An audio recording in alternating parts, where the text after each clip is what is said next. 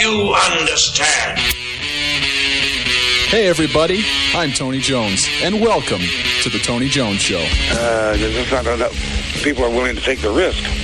It's just sort of a herd mentality, a lemming-like mentality. If you don't go with the flow, you're anti-American and therefore a suspect. The Tony Jones Show, featuring punk, rockabilly, psychobilly, and Providence, Rhode Island's finest, starts right now. He's a dangerous militia member, I hear. Oh, and there she blows.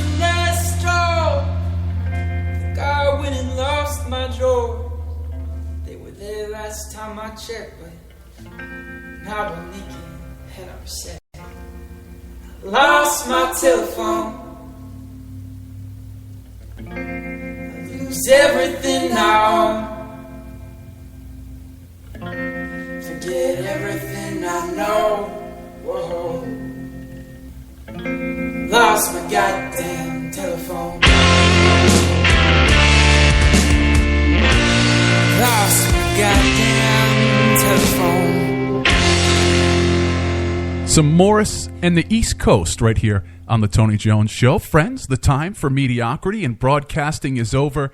My name is Tony Jones, and you were tuned in to the Tony Jones Show, your destination for talk and rock, online at TonyJones.org. On Facebook, it's Facebook.com/Tony Jones Show, and on the almighty Twitter at Tony Jones in RI. We got a ton of new music for you tonight coming in. If you go to rifreeradio.org, you click on the contact page if you'd like to be in studio, if you have music to get in rotation with us here on the Tony Jones Show or throughout the Rhode Island Free Radio personalities. Go on over there, and the inbox is full. A bunch of great new music coming in over there. With me, as always, is my occasional co-host, Mr. George Garner. George, good evening. Good evening. It's great to be back. Great to have you in our what is now heated studio.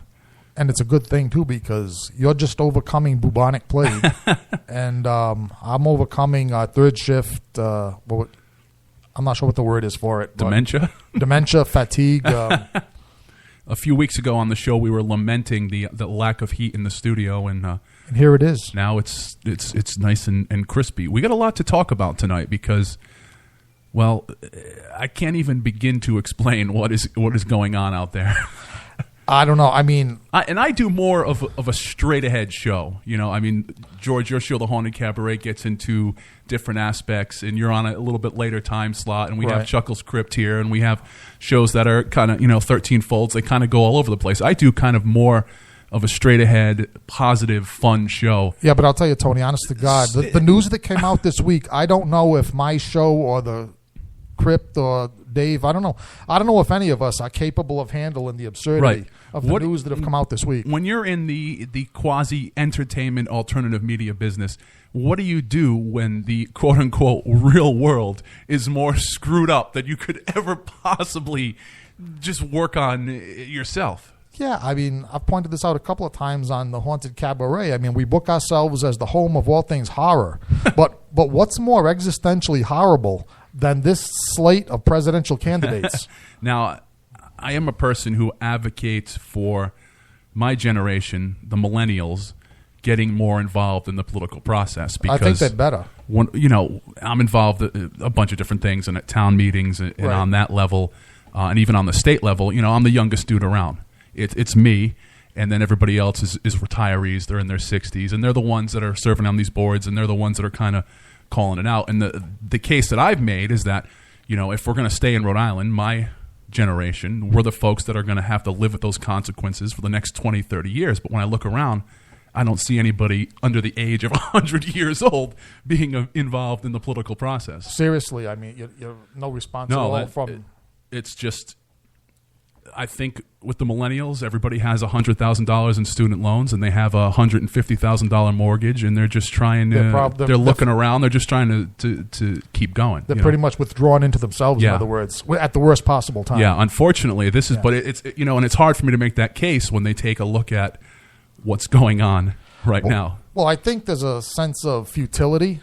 Yeah. In the air, also. I mean, I think a millennial with a $100,000 student loan would be more than happy to take action if he or she had the faintest optimism, that taking action, taking time away from the job that's paying the interest on the student loan would accomplish anything. And that's the thing. You got to break through that cynicism. Yeah.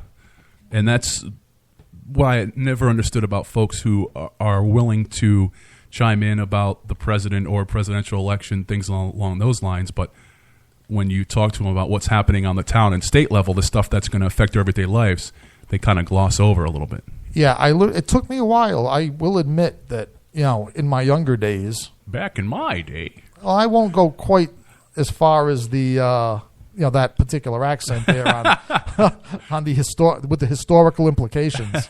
But, no, in all seriousness, I mean, when I was in, college before I dropped out a couple of times, back in those days, I did say, who's going to be president? It did preoccupy me. Right. In other words, I was always interested in politics. I was always interested in history. But you're right. It's very true. It's who's going to be president, who's going to go to the Senate. After a certain point, it's okay, who's going to go and be elected to nominated to the Supreme Court. Right. But no, you're right. Up until relatively late in life, I never paid the least bit of attention to local politics. Yeah, everybody's hair is on fire for the wrong thing. Right. It's backwards. And if I was a conspiracy nut, I'd say, okay, maybe that's just the way they want it here in Rhode Island. But I think what happens, too, is once you do wake up and look around and say, okay, there's something wrong here in Rhode Island politically, then the next thing that happens is it doesn't take long before you become.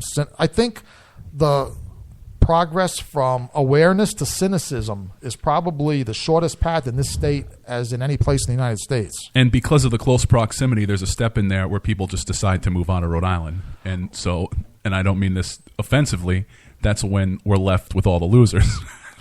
Because Right. anybody with anything going on bails out of the state. Right, just says the hell with it and they're gone. And they can move 20 minutes away and pay less taxes and cheaper rent and it less in doesn't- gas. And Yeah, and it doesn't help that apparently the governor of nearby Massachusetts next door, as you hinted at, Massachusetts seems to have its act together after all these Right, years. yeah. I mean, economically, tax, everything.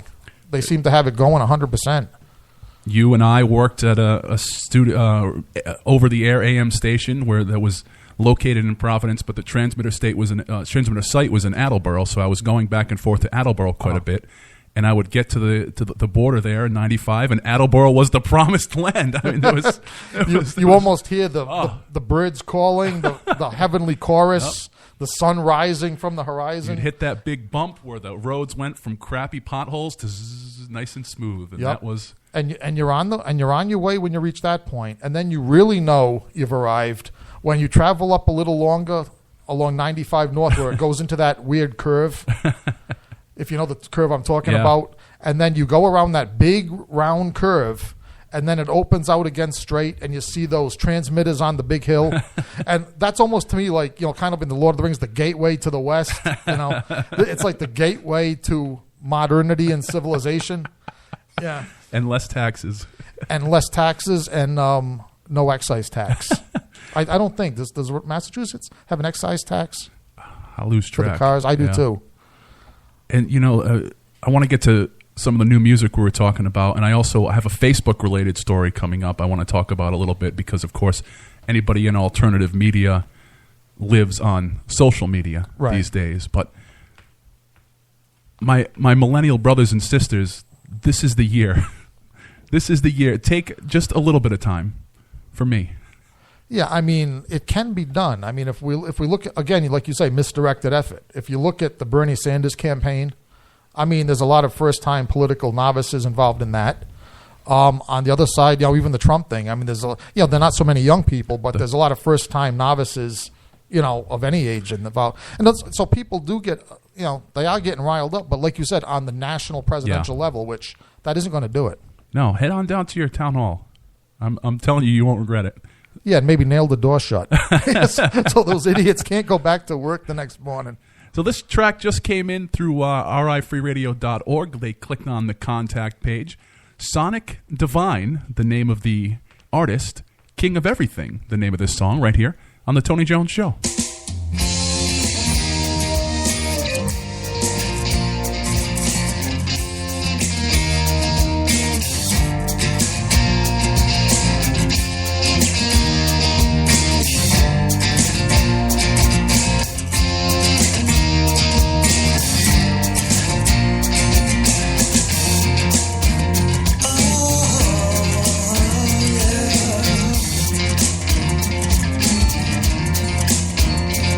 I'm your 222 man with a 555 soul. I'm the 1111 when things start to get old. I'm the 444 when you're 01. Doesn't mean anything anymore.